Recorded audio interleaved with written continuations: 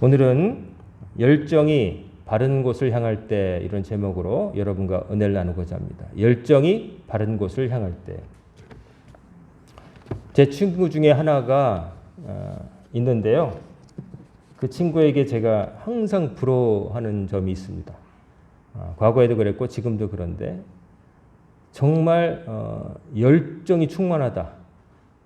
자기 이른바 요즘 젊은 사람들 말로 뭔가에 꽂히면 마음이 탁 빠지면 거의 끝을 보는 그 단계까지 나가는 그런 친구가 있었어요. 그래서 열정의 화신이라고 이제 웃으면서 불렀는데 최근에 한참 못 만나다가 전화 통화나 아마 해봤는데 여전히 열정적으로 살고 있었습니다. 그 친구에게 제가 부러웠던 거는 수학을 좋아했다는 거. 그래서 문제집을 막 사가지고 열심히 풀었던 기억나고 심지어 헌책방에 가서 다른 학교에서 쓴다는 문제집을 구해다가 푼 그런 것도 보면서 굉장히 이제 부러웠었습니다. 뭐든지 하면 열심히 하는구나.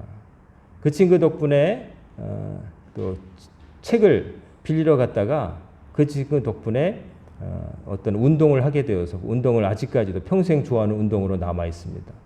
그리고 또 지금은 많이 안 하는데 과거에는 교회에서 그 중고등부 학생들이 노래와 춤, 찬양, 뭐 연극, 성극까지 해가지고 그걸 공연하는 게 있었어요. 크리스마스 즈음에. 지금은 뭐 내신에다가 학원 가서 아이들이 교회에 못 온다고 그러는 시대인데 과거에는 몇 달 동안 그냥 거기에 몰두해가지고 했는데 그 하이라이트가 뭐냐면은 연극이었어요. 성극. 그래서 뭐 찬양도 하고 뭐 여러 가지 그 장기자랑 좀 세련된 장기자랑처럼 하는데 마지막에 하이라이트는 성극이었어요. 그래서 성경에 있는 어떤 그 이야기를 연극으로 표현하기도 하고 때로는 창작으로 이제 신앙을 전파할 수 있는 내용을 담아서 했는데 그 친구가 또 그 성극을 감당했는데 제가 전도했거든요. 그래서 교회에 왔는데 한 역을 맡았는데 너무나 열정적으로 했어요. 정말로 학업이고 뭐고 다 제껴두고 그것을 위해서 살다시피 했었어요. 열정적으로 했더니 역시 반응도 좋았고 근데 열정이 지나쳐서 본인의 그 어떤 객관적인 조건을 생각 안 하고 연극영화과에 간다고 해서 저희가 뜯어 말렸던 기억이 납니다. 어쨌든 그 친구는 했다 하면 끝까지 끝장을 봤어요. 사회에 나가서도 직장 생활도 정말 열정적으로 하더라고요. 외국인 회사에 들어가서 근무했었고 환경이 바뀌어서 이제 거기를 퇴직하게 되었을 때도 옮겨가는 회사에서도 열심히 했고 심지어 나중에 50이 넘으니까 이제 더 이상 직장 생활 못할 때 나라에서 그 새로운 직장 가지라고 직업 교육 해주는 거 있잖아요. 거기 가서 배우다가 너무 열심히 해가지고 거기에 그 책임자의 눈에 들어서 당신은 배울 사람이 아니라 가르치는 사람 해야 된다고 해서 거기서 강사가 되었어요. 그래가지고 거기서 자격증도 따고 강사도 하더니만 참 세상이 오묘한 게 또 다른 친구 하나가 나이가 들어서 이제 퇴직을 하고 이제 그 직업 교육하는 데 갔더니 이제 제 친구를 아까 강사가 되는 친구를 또 만났다는 거예요. 그래가지고 점수 좀 잘 줘라 뭐 이렇게 농담했던 기억이 납니다. 어쨌든 그 친구에게 있었던 거 열정이었습니다. 정말 뭔가 하면은 최선을 다하는데 그 최선을 다하는 게 이런 것도 있잖아요. 마지못해서 해야 되는 상황 때문에 하는 거 있잖아요. 안 할 수 없으니까.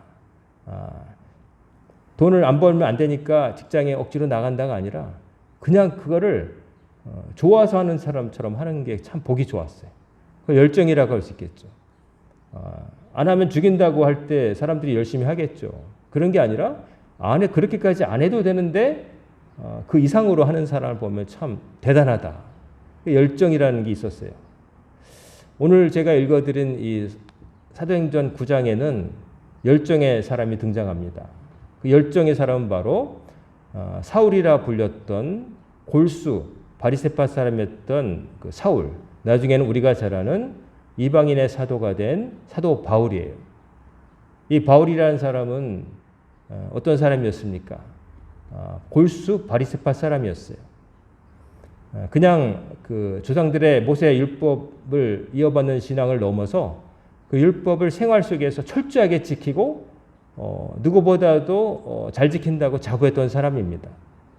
바리새파라는 게 남들과 다르다, 바리새, 다르다는 그런 의미를 갖고 있다고 하는데 다르다는 거죠.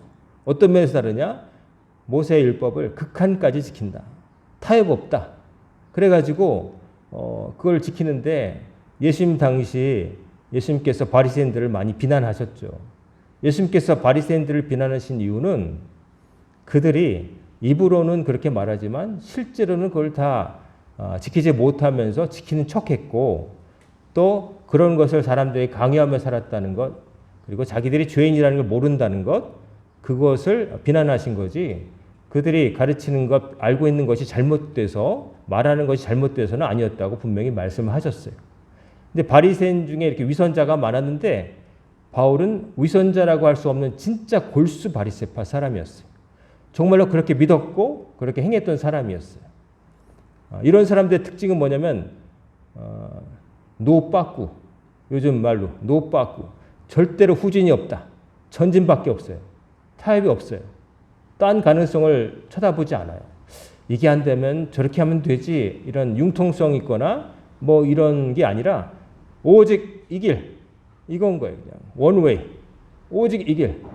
그러니까 이 베냐민 지파 출신에다가 또 바리새파 사람 게다가 길리기아 다소라고 하는 국제 도시에서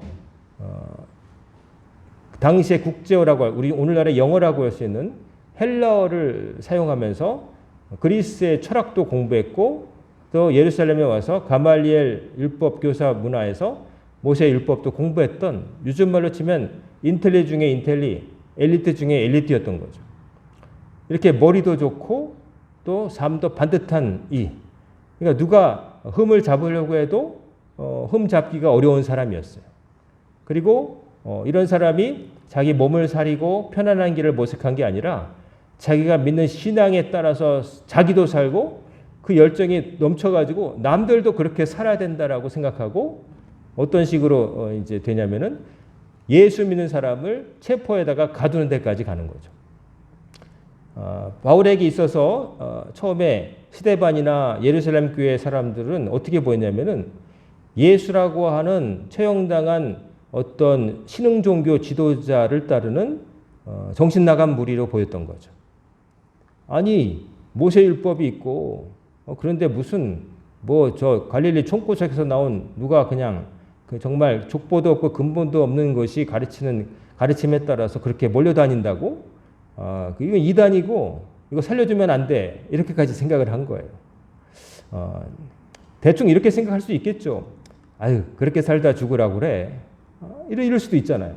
그렇게 살든지 뭐 쥐들이 선택한 건데 죽든지 말든지. 근데 그 정도가 아니라 그렇게 믿으면 안 돼. 그리고 그렇게 믿는 거를 전파하면 안 돼. 내가 막아야 돼. 진리의 말씀, 모세를 통해서 주신 그 말씀 이거 오염되게 하면 안 돼. 나라도 나서야 돼. 라고 했던 사람인 거죠. 그러니까 못 말리는 사람이었어요. 100명 중에 이런 사람이 몇 명이나 될까요? 참 이런 사람들이 있는데 이런 사람들이 가끔 있습니다. 아까 말한 열정의 사람들. 이런 사람들이 있어서 세상을 좋은 식으로든 나쁜 식으로든 뒤흔들어 놓죠. 잘못된 길을 가고 있을 때 아니다라고 말하는 용기가 되기도 하고 또 혹은 극단에 치우쳐가지고 남들이 동의할 수 없는 그런 곳으로 외골수로 가는 사람들 이런 사람이 되기도 하죠. 어쨌든 드문 사람이었던 건 확실합니다. 이 바울이라고 하는 이 사람 들여다볼수록 열정의 사람 타협이 없어요. 예를 들면 베드로한테도 그냥 따져 물었던 사람이죠. 수제자 베드로, 예수님의 수제자 베드로한테도 이방인과 있다가 이제 화들짝 남에게 보일까봐 숨는 베드로를 보고 야 그렇게 하면 되냐 위선자라고 막 욕했던 사람이 바울이에요. 그리고 자기를 인정해주고 예루살렘 교회 성도들에게 그 사도들에게 보증서 줬던 바나바라는 사람하고 1차 선교여행을 갔었지만 2차 선교여행 갈 때 바나바의 조카 마가라는 사람, 마가복음의 기록자 마가가 중간에 힘들다고 그냥 이탈하니까 그것을 들어서 2차 여행 때 도저히 쟤는 못 데려간다고 그냥 맞서가지고 바나바와 싸워서 결국 결별하고 신라를 데리고 따로 갔던 사람이 또 바울이었어요. 그러니까 바울이라는 사람은 어떤 옳고 그름에 대한 확신이 서면은 타협이 없는 사람이었어요. 그리고 끝까지 밀어붙인 사람이었어요. 이 바울이라는 사람이 어떻게 해서 이런 사람으로 바리새파 사람에서 어떻게 예수님만 전하는 사람으로 바뀌었는가가 이 사도행전에 이렇게 기록되어 있는 거죠. 9장 1절부터 9절까지 말씀에 기록되어 있죠. 스데반 집사가 성경에 기록된 최초의 순교자입니다. 사도 중에는 야고보 사도가 제일 먼저 순교했지만 순서로 보면은 오히려 스데반 집사가 먼저 순교를 당했습니다. 스데반 집사가 돌에 맞아서 순교할 때 그 자리에 청년 이 사울도 있었어요. 바울도 훗날 바울이 되는 사울도 있었고 그렇게 죽는 것이 옳다고 생각했다는 거죠. 죽어 마땅해. 저런 이단에 빠진 자는 죽어 마땅해라고 생각했던 사람이 이 사울, 바울이었던 거죠. 근데 이 바울이 아직 회심 안 한 걸로 치고 사울이라고 하겠습니다. 이 사울이 어떤 일까지 하냐면은 누가 돈 주는 것도 아니에요. 근데도 다메섹에 피신가 있는 그리스도인들을 색출해서 잡아오겠다고 하는 거예요. 돈 주면서 이것 좀 맡아달라고 누가 위임한 사람 한 명도 없어요. 근데 자기가 나서서 하겠다는 거예요. 다마스커스, 오늘날의 다마스커스, 시리아의 다마스커스. 이곳은 옛날부터 교통의 중심지, 사람들이 많이 모인 곳인데 박해를 피해서 일부 그리스도인들이 글로 피했던 것 같아요. 거기에 대한 소문을 듣고 이제 잡으러 가야 한다고 나섰는데 당대 대제사장에 가가지고 당신이 증서를 써주면 내가 그 권위를 위임받아서 체포하겠다고. 그러니까 그냥 제사장이 써준 거예요. 뭐 정말로 믿고 보내는지 어떻게 보면은 좀 하는 방법은 맞는 것 같은데 또라이 아닌가? 이런 생각했을 것 같아요. 시키지 않았는데 하겠다고 그러니까. 어쨌든 보냈죠. 그래가지고 다마스커스로 일행들과 더불어 가는 도중에 오늘의 사건이 벌어진 거죠. 갑자기 핀포인트 같은 조명이 비추면서 소리가 들리는 거죠. 주변에 있던 사람들은 다 소리는 들리는데 아무것도 안 보였고 바울이 놀라가지고 엎드린 거죠. 누구십니까? 그랬더니 네가 왜 나를 핍박하느냐? 누구십니까? 네가 박해하는 예수라. 부활의 주님을 다마스커스로 가는 도상에서 만나 뵙게 됩니다. 다른 사도들은 밥 먹고 같이 잠자고 같이 이런 생활을 했었지만 이 사울은 그런 적이 없었어요. 오히려 예수 믿는 예수님을 이단의 괴수라고 보았고 그 따르는 무리들을 이단을 추종하는 멍청한 사람들, 더 나아가서 잘못된 가르침을 전파하는 사악한 존재, 없애야 되는, 통제해야 될 대상으로 봤던 사람인 거죠. 근데 이 사람이 거기서 부활의 예수님을 만나 뵙는 놀라운 경험을 하게 됩니다. 그때 충격 속에서 바울은 땅에 엎드려졌고 그때 눈이 멀어버립니다. 시각을 상실해버립니다. 그래가지고 사람들에 이끌려서 이제 다마스커스로 들어가게 되는 것이죠. 눈이 멀어버렸습니다. 눈이 멀어서 있는 동안에 그는 어떤 상태로 있었을까요? 엄청난 충격에 빠졌겠죠. 사람이 자기가 어떤 이렇게 믿었고 이것이 중요하다고 생각했고 이것 아니면 안 된다고 생각했는데 그게 아니다. 내가 틀렸다라고 하는 충격을 받게 된 거예요. 별 신념도 없이 되는 대로 산 사람은 이런 충격을 안 받아요. 뭐 이래도 좋고 저래도 좋고 대충 뭐 편안하면 취하고 힘들면 피하는 거지. 이렇게 산 사람은 안 그런데 이 사울은 예수는 이단의 괴수, 예수를 따르는 무리들은 악한 마귀의 자녀들 이렇게 생각했던 사람인데 자기가 그렇게 미워했고 십자가에 죽었는데 부활했다고 소문은 돌지만 거짓이라고 생각했던 그 예수님의 그 음성을 빗속에서 듣고 체험한 다음에는 이제 머릿속이 어떻게 됐겠어요? 좀 비유하자면 잘 정돈된 저 이서경 도서관의 그 서가가 와르르 무너지는 그런 느낌? 왜 이렇게 도미노처럼 서가가 붙어 있는데 하나가 무너지면 영화 같은 데 보면은 하나가 툭 치면 옆에 무너지고 와르르 해가지고 전체가 그냥 엉망이 되는 그런 장면 가끔 연출되잖아요. 머릿속에 있는 모든 지식과 가치관, 신념 체계가 와르르르 이제 붕괴되는 거예요. 그러면 사람은 어떻게 되겠어요? 그런 사람이 그런 충격을 받으면 이때까지 나 뭐 한 거지? 내가 한 일은 뭐지? 뭐 앞으로 어떻게 살지? 이런 고민을 하게 됐을 거예요.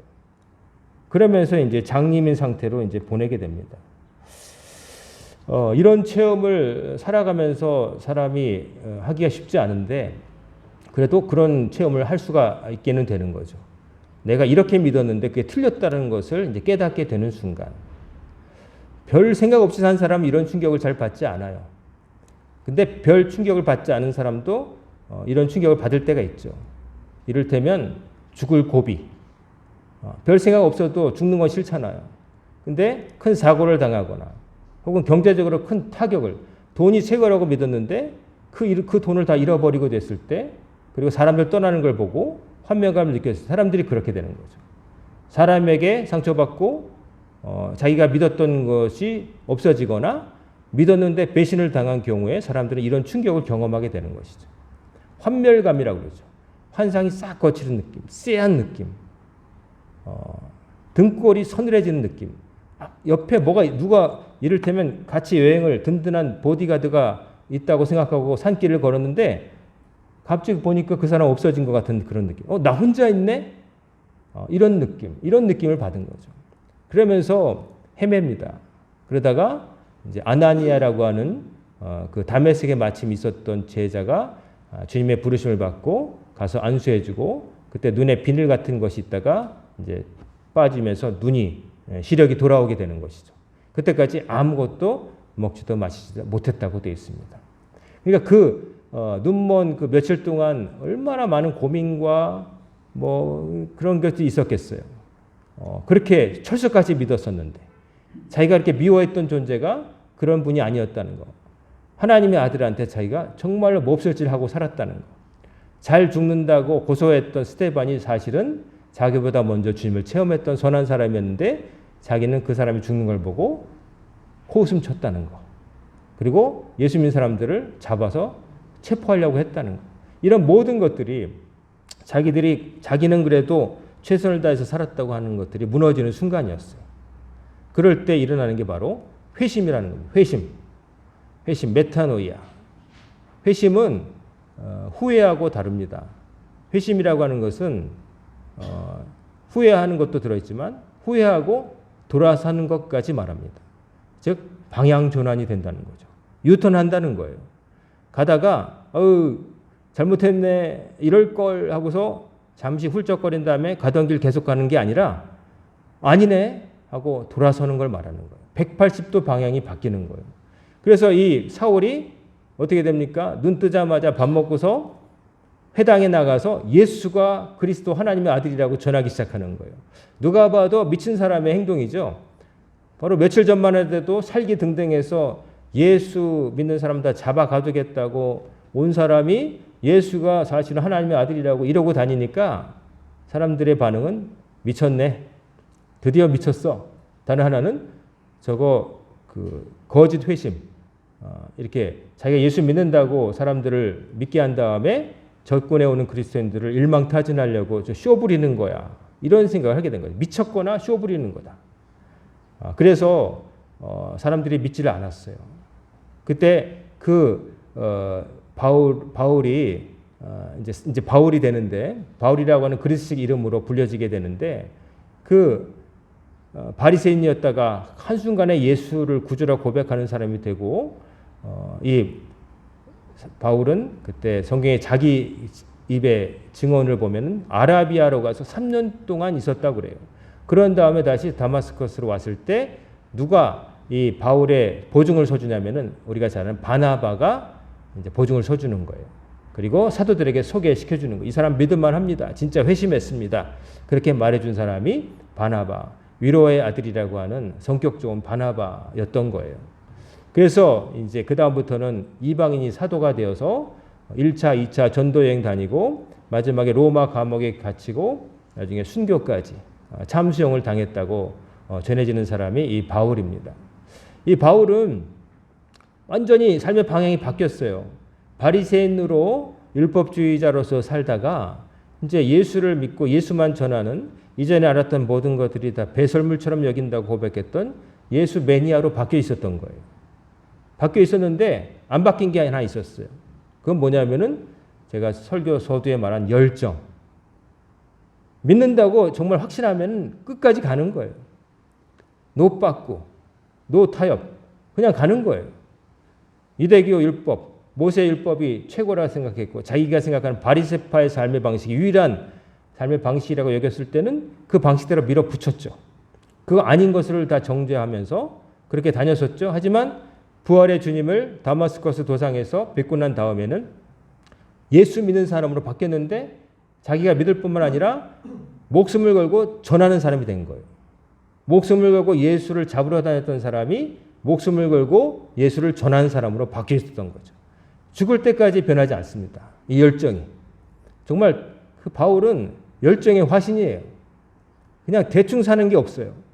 정말 부러운 사람이에요. 어떻게 저렇게 저 사람은 그 열정이라는 불덩어리가 가슴속에 계속 있을까? 물론 잘못 살았던 때도 있었지만 하나님은 그 열정을 어느 순간인가 방향을 틀어버리셨어요. 잘못된 방향에서 올바른 방향으로. 그랬더니 열정이라고 하는 동력이 있는 사람이 방향을 제대로 찾으니까 쫙 가는 거죠. 하나님께서 도우시고. 죽을 때까지 복음을 전하면서 감옥에 갇혀서 수많은 편지를 썼고 그 편지들이, 교회에 보낸 편지들이 신약성경의 절반을 차지하는 거예요. 신약성경의 절반은 바울이 쓴 거예요. 그렇게 우리가 아는 신앙의 많은 부분은 이 바울 사도에게 비치고 있는 거예요. 바울이 복음을 전하면서 교회들에게 했던 가르침, 여러 가지 문제 때문에 불거진 상황에서 이것이 옳다라고 가르친 것들이 오늘을 사는 우리에게, 교회들에게 따라야 될 규범이 되어주고 있는 것이죠. 열정이 바른 것을 향했을 때 어떤 결과가 있느냐? 놀라운 결과가 있는 거죠. 바울이 다니는 곳마다 그리스도를 믿는 사람이 생겨났고 이방 땅에 복음이 꽃을 피웁니다. 오히려 그 본토에 있는 예루살렘 교회는 크게 성장하지 못했지만 오히려 이방 땅에 심겨진 이 씨앗은 본토보다 오히려 이방 땅에서 큰 열매를 맺게 돼요. 왜냐하면 예수 그리스도의 복음은 모든 만민을 위한 것이기 때문이었어요. 이스라엘 땅에서만 자라는 씨앗이 아니라 모든 땅에서 뿌리 내리고 확산되어야 될 진리의 복음이었기 때문에 바울을 통해서 이렇게 전파되게 된 것입니다. 베드로라고 하는 훌륭한 사도도 있었지만 바울이라고 하는 사도가 있었기 때문에 복음은 이방 땅까지 전해지게 됩니다. 처음에 사람들이 회심한 바울을 의심했을 때 주님께서 이 사람은 내 이름을 이방인과 임금들과 이스라엘 자손들에게 전하기 위해서 택한 나의 그릇이라 라고 말씀하셨는데 꼭 그렇게 되었어요. 정말로 그렇게 된 것입니다. 이 열정의 사람. 여러분과 제가 살아가면서 여러분들도 다 모르겠습니다만 그래도 열정적으로 내가 열심히 했다라고 하는 게 한두 개쯤은 아마 있을 거라고 생각합니다. 내가 그거는 정말 열심히 해봤어. 내가 그거는 열심히 해봤어. 이렇게 말할 수 있는 게 있어야 되겠죠. 그냥 나는 그렇게 좋은 것도 없고 싫은 것도 없고 그냥 이렇게 살았어. 이건 좀 불행한 것 같아요. 그래도 일생에 한 번쯤 뭐 작은 것 하나라도 나 그거는 열심히 해봤어. 라고 해볼 수 있는 게 있어야 되는 거죠. 그거는 누가 시켜서도 아니고 내가 너무 좋아서 했어. 라고 말할 수 있는 게 보통은 있게 마련이죠. 없다면 너무 몸이 건조하고 건데 그렇지만 그래도 다 있겠죠. 저마다. 끝까지 못했을지언정 그래도 한때나마 나 그거 너무 좋아했어. 그거 나 너무 좋아. 지금도 좋아. 이런 게 있을 거예요. 근데 그런 것이 있는 것은 삶의 활력소고 좋은 것이지만 때로 그게 나를 열정과 중독 사이에서 헷갈리게 만듭니다. 어떤 것을 주는 쾌감 때문에 그걸 놓지 못하는 거예요. 원숭이한테 실험을 했다는 거죠. 쥐한테 실험을 했다는 거죠.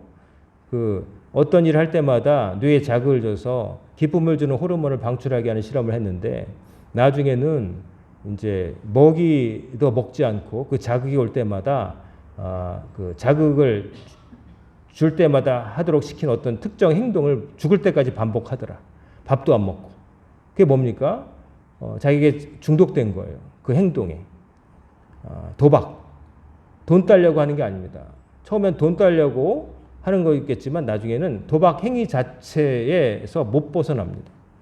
돈을 잃을지도 모르지만 딸 수 있다 조마조마하면서 즐기는 그 순간에 오는 자기 쾌감, 그것이 마약. 주사 하나도 안 맞아도 머릿속에서 그 마약 맞을 때 나오는 성분이 나온다는 거예요. 그래서 도박에서 못 벗어나는 거예요. 술도 그렇습니다. 술을 마시면서 이제 걱정 의심이 좀 사라진다. 그러다가 이제 알코올 중독이 돼가지고 그런 거와 상관없이 안 먹으면은 몸이 부들부들 떨리고 마약 같은 거, 그 특정한 약물을 주입하면 머릿속에서 쾌감 호르몬이 엄청나게 나와가지고 그 기분을 못 잊어가지고 밥은 안 먹어도 마약은 찾게 되는 거죠. 그래서 마약이 돈이 되는 이유는 사람들이 찾기 때문이에요. 황금을 싸갖고 와서 마약 달라고 하기 때문에. 그거 안 하면 못 산다고 그러니까. 점점 더 강한 것을 찾게 돼 있어요. 어떤 활동도 그렇습니다. 살아가면서 내가 좋아하는 활동이 있는데 그게 어느 수준을 넘어버리면 나 일상적인 생활에 그게 주가 돼버려요. 나에게 있는 원래 주어진 자리에서 해갈 일을 제껴놓고 그걸 먼저 하는 거예요. 그러면 삶이 어그러지겠죠. 우리가 공짜로 사는 사람은 없잖아요. 자기가 또 주어진 책무, 해야 되는 일도 있는데 잘못하면 어떤 특정한 어떤 행동이 열정을 넘어서 열정 비슷하면 사실은 중독, 그것이 주는 즐거움에 매몰되어서 그것에 그냥 반복하는 거예요. 밥도 안 먹고 죽을 때까지 어떤 행동을 하는 쥐처럼. 사람도 똑같아요. 어떤 것이 주는 그런 자극에 의해서 머릿속에서 행복 호르몬이 나오면 그걸로 즐거워하는 거예요. 삶은 하나도 안 바뀌었는데 머릿속에 화학 물질이 주는 쾌감 때문에 젖어가지고. 그래서 마약이 그렇게 무서운 거고 도박이나 기타 사람을 중독하게 만드는 게 그 사람이 다시는 왔던 길로 돌아가지 못하기 때문에 그래요. 그 쾌감을 한번 맛보면 다른 데서는 좀처럼 그와 같은 그 이상의 즐거움을 못 본다고 만들어버리기 때문에. 그래서 마약은 접하는 순간 망하는 거예요. 한 번도 안 하는 사람도 있지만 한 번만 하는 사람은 없다고 하는 거예요. 그런 것들이 있을 수 있어요. 여러분 삶 속에 이런 마약이나 기타 사회에서 범죄로 여기는 것 말고도 어쩌면 여러분의 삶을 은근히 모든 것보다 그걸 위주로 돌아가게 만드는 그런 것들이 있다면 여러분 거기서 좀 거리를 둬야 됩니다. 거기서 정신을 차려야 됩니다. 나 원래 뭐 하는 사람인지를 생각해야 됩니다. 그거 하는 사람이 아니라 그거는 내가 잠시 즐기기 위해서 가끔 생활의 활력으로 즐기는 어떤 소품이 돼야 되지 그게 안방을 차지하고 있으면 안 되는 거예요. 근데 그러기 쉬워요. 직장은 돈 버니까 어쩔 수밖에 나오는 거고 내가 그건 너무 좋아. 그거는 그냥 그러면 이제 거기에 탐닉하다 보면 이제 삶의 중심이 그렇게 돼 있는 거예요. 남들도 알게 되는 수준까지 이르게 됩니다. 거기에 미쳤어. 이렇게 되는 거예요. 우리가 미칠 수 있다면 하나님의 말씀에 미쳐봤으면 좋겠습니다. 하나님의 말씀이 정말 너무 꿀보다 달다고 하는데 그게 어떤 맛인가 한번 다 알았으면 좋겠어요. 그 말씀이 꿀보다 단다는 거. 그게 무슨 느낌일까? 다른 사람들은 그런 성경에 있고 말들 하는데 그게 무슨 느낌일까? 주일날 교회에 나오는 게 가슴 벅차는 일이라고 느껴지는가? 하나님을 위해서 땀 흘리는 것이 내가 정말 명예롭고 기쁜 일이라고 여겨지는가? 여러분 그런 경험 해봐야 돼요. 신앙생활은 억지로 하는 억지 춘향이 되면 안 됩니다. 신앙생활 하나님 믿고 사는 것은 나의 기쁨이 되어야 되고 나의 안식이 되어야 되고 나를 정신 차리게 하는 원천이 되어야 되는 거예요. 그런 것을 경험하지 못하면 신앙생활이 무슨 족쇄 같기도 하고 내가 뭐 하는 거지? 혹은 때로는 뭐 취미생활보다 뒤에 처지기도 하고 뭐 이렇게 돼버리는 거예요. 그러니까 부차적인 게 되는 거예요. 근데 신앙은 가장 중요한 것을 말합니다. 내가 살아가는 목적, 의미 이런 것들이 누구를 믿고 사느냐. 세상은 누가 창조하셨고 나는 누구의 피조물인가를 아는 데부터 시작되거든요. 그걸 모르게 되면은 엉뚱한 것에서 시간을 낭비하고 다른 것에 종이 되어서 시간 다 보내고 허무한 인생을 살게 되기 때문입니다. 더 나아가서 허무할 뿐만 아니라 죄까지 지을 수도 있게 되는 것입니다. 바울이라고 하는 사람 열정, 방향이 잘못되었을 때 많은 해악을 끼쳤지만 하나님께서 그 열정을 보시고 방향을 딱 바꿔주셨을 때 그 열정은 무한한 동력이 되어서 하나님께서 드신 큰 종이 되었습니다.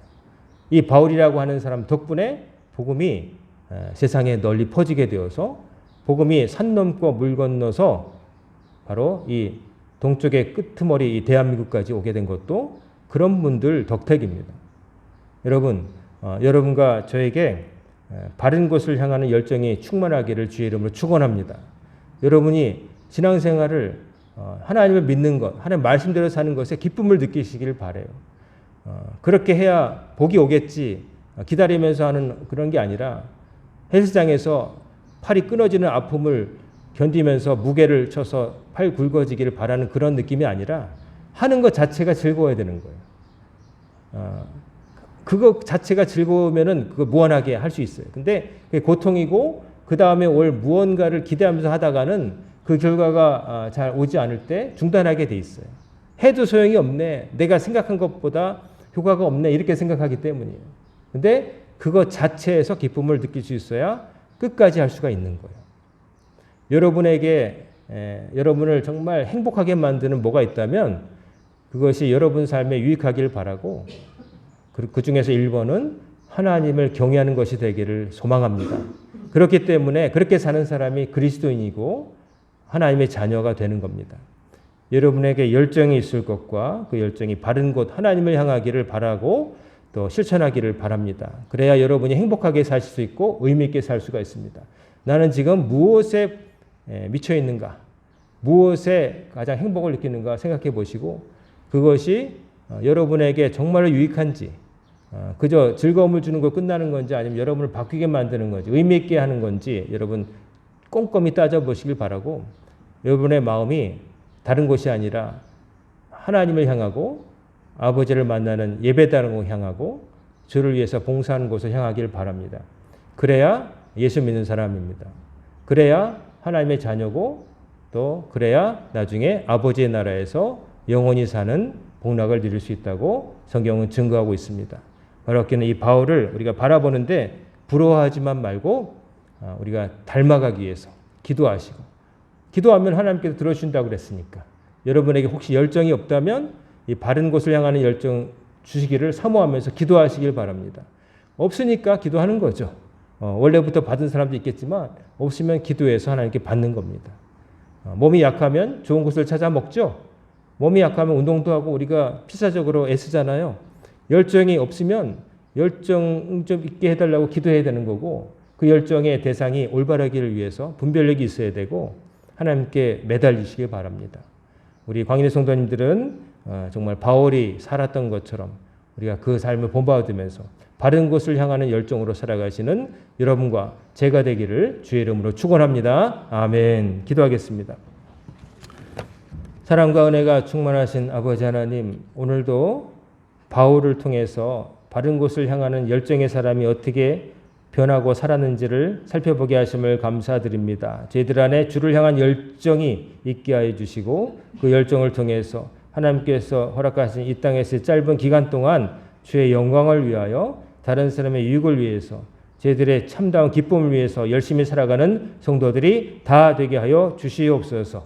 예수님의 이름으로 간절히 기도드리옵나이다. 아멘.